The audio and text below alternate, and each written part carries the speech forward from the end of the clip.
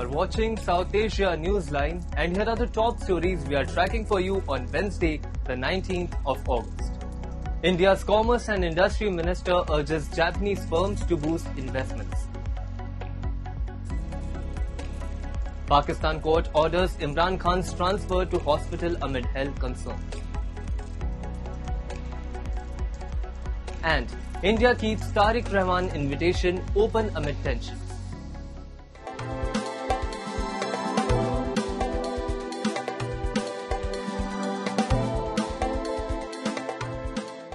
And now for all the details. A stronger India-Japan economic partnership is taking shape, with New Delhi pitching India as a major destination for Japanese investment and technology. India's Commerce and Industry Minister Piyush Goyal invited Japanese businesses to expand investments and partnerships across the country. Addressing a Japanese delegation from Yamanashi Prefecture in New Delhi, Goyal highlighted opportunities in manufacturing, technology, infrastructure, energy and emerging sectors. Goyal highlighted the growing scale of bilateral economic ties. India-Japan bilateral trade reached $27.5 billion in financial year 2025-26, while Japan has emerged as India's fifth largest source of foreign direct investment. More than 1,400 Japanese companies are currently operating in India, reflecting the expanding footprint of Japanese businesses across the country. The partnership is already visible through major infrastructure and industrial projects, as well as 11 Japanese industrial townships spread across 8 states. The two countries are now looking to expand cooperation into next-generation sectors, including artificial intelligence, semiconductors, critical minerals, batteries, energy and mobility. यामाची और उत्तर प्रदेश के बीच ये जो साझेदारी है, इससे बड़े पैमाने पे निवेश आएगा, ढेर सारे लोगों को रोजगार और व्यापार के अवसर मिलेंगे. Monsoon floods have wreaked havoc across India's eastern states of Odisha and Assam, submerging homes, roads and farmland and forcing large-scale evacuations. In Odisha's Mayurbhanj, floodwaters continue to flow through a road damaged by the force of the rising waters. Across the state, homes, buildings and streets have been partially submerged, disrupting daily life and cutting off communities. In Kendrapada, fire department teams moved through the flooded areas in inflatable boats, evacuating residents stranded by the rising waters. Odisha Chief Minister Mohan Charan Majhi also visited a flood-hit area in Jajpur and met local residents to hear their concerns. But the devastation is not limited to Odisha. In Assam's Jorhat district, floodwaters have inundated roads and homes, forcing residents to find precarious ways to move around their communities. A woman was seen crossing a flooded road using wooden poles as a makeshift bridge, while others waded through the waters. From Odisha to Assam, the latest flooding has left communities battling not only rising waters, but also the loss of homes, crops and livelihoods. As of now, around 19 GPs are affected and 59 villages are affected, revenue villages are affected. And around 1 lakh population of our block are affected by this flood water. And security was tightened around Adiala Jail in Rawalpindi on Tuesday after Pakistan's Supreme Court ordered former Prime Minister Imran Khan to be shifted from the jail to a private hospital within 48 hours amid concerns over his health. Security was tightened around Adiala Jail in Rawalpindi on Tuesday after Pakistan's Supreme Court ordered former Prime Minister Imran Khan to be transferred to a private hospital within 48 hours amid concerns over his deteriorating health. The court also directed the formation of a medical panel, including specialists and Khan's personal physician, to oversee his treatment. His Pakistan Tarique PTI party welcomed the decision and said Khan's family would have regular access to him during his treatment. The PTI also urged supporters not to gather outside the hospital, in line with the court's directive. फैसला उन्होंने ये दिया जी कि एक तो 48 घंटे के अंदर अंदर खान साहब को शिफ्ट करना है शिफा इंटरनेशनल अस्पताल में, वहां पर मेडिकल बोर्ड बनेगा. दूसरा ये है कि उनकी जो फैमिली है उसको हर हफ्ते में मुलाकात की इजाजत होगी वहां पर, लेकिन डॉक्टर उज़्मा के हवाले से उन्होंने स्पेसिफिकली मेंशन किया है कि वो उनके साथ होंगे इलाज के दौरान. Meanwhile in Karachi, residents broadly welcomed the court's decision, saying Khan, like any citizen, has the right to proper medical care. The Pakistani government has previously denied allegations of mistreatment in prison. अदालत में जो medical report पेश हुई है, जाहिर एक medical report में medical board बना हुआ है, वो रिपोर्ट पेश हुई है तो उसके मुताबिक अदालत ने ऑर्डर किया है। यकीनी तौर पे जेल में उसका इलाज बेहतर नहीं हो सकता था उन अमराज का जो इमरान खान साहब जो कि साबिक वजीर आजम है, फिर उनका कानूनी और आईनी तौर पे हक है कि उनका बेहतर से बेहतर इलाज किया जा सके। तो अगर अदालत ने फैसला दिया तो सही दिया है। हर पाकिस्तानी के एक हक है कि वो बेसिक नेसेसिटी उसको मिलनी चाहिए। और इमरान खान की सेहत के हवाले से जो बातचीत थी कि उनकी आंख का प्रॉब्लम है और फिर उनको नजर भी नहीं आ रहा है, तो उस हवाले से भी काफी चीजें पहले भी उनको ट्रीट किया गया था। अब हॉस्पिटल में भी उनको जेल के अंदर भी जो है वो उनको सहूलियात दी गई थी सेहत की, लेकिन अब ये फैसला है कि उनको हॉस्पिटल शिफ्ट किया जाए, तो ये बिल्कुल सही है क्योंकि एक आम आदमी को जो है वो हेल्थ फैसिलिटीज बिल्कुल मिलनी चाहिए। Khan has been imprisoned since August 2023 after being convicted in several cases. He denies wrongdoing and says the cases are politically motivated. His family and lawyers have repeatedly raised concerns about his health, including problems with his eyesight. Meanwhile, Pakistan's Jamaat-e-Islami has intensified its protest against rising petrol prices, the petroleum levy, and what it describes as unjust taxation in Pakistan. We have a report. The second day of Jamaat-e-Islami's sit-in outside the Governor House in Karachi saw a large participation of women. The protest has been organized on the appeal of Jamaat-e-Islami Pakistan Amir Hafiz Naeem Rahman against the petroleum levy, rising prices, and what the party calls an unjust tax burden on the people.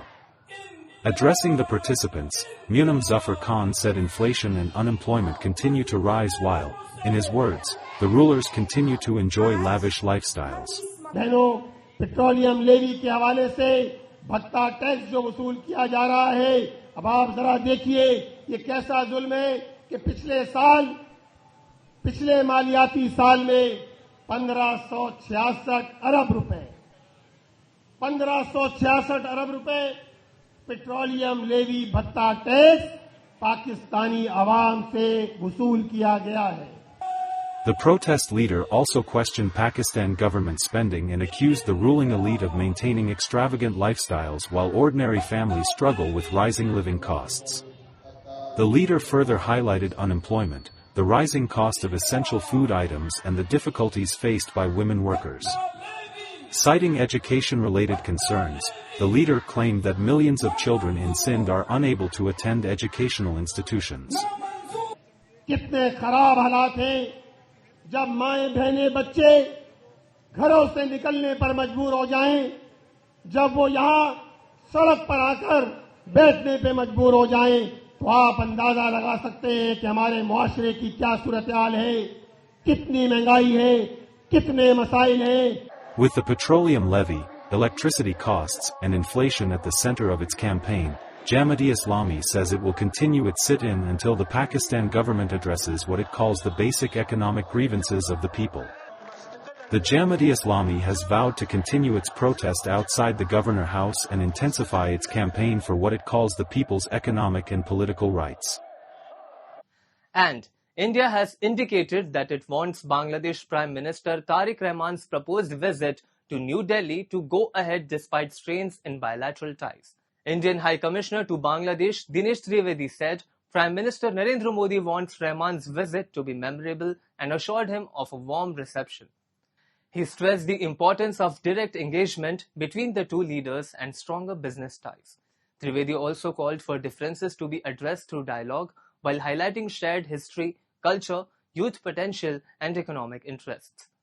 The remark comes amid uncertainty over Rahman's proposed visit for the BRICS summit in September this year. Bangladesh has linked the creation of a propitious environment to India's response to its request for the extradition of former Prime Minister Sheikh Hasina, who is currently in India.